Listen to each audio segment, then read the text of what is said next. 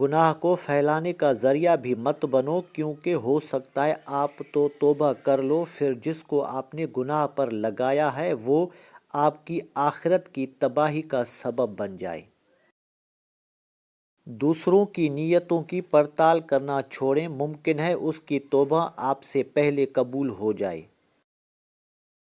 لفظوں کی دسترس میں مکمل نہیں ہوں میں، لکھی ہوئی کتاب کے باہر سے سن مجھے۔ جب آپ سے غیر ارادی نیکیاں ہونے لگیں تو شکر ادا کریں، کیونکہ وہاں کہیں اوپر سے آپ پر نظر کرم ٹھہر گئی ہے۔ گلاب لبوں کے مخمل پر کھلتے بچپن، پلٹ کے آ میں تجھ سے شرارتیں مانگوں۔ تھکے ہارے پرندے جب بسیرے کے لیے لوٹیں، سلیقہ سنو، شاخوں کا لچک جانا ضروری ہے۔ زندگی گزر گئی سب کو خوش کرنے میں، جو خوش ہوئے وہ اپنے نہ تھے، جو اپنے تھے وہ کبھی خوش نہ ہوئے۔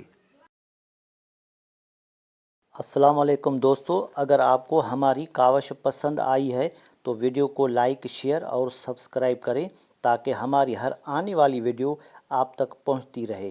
ہمیشہ آپ کو صحیح راستہ دکھاؤں گا۔ شکریہ۔ اللہ حافظ۔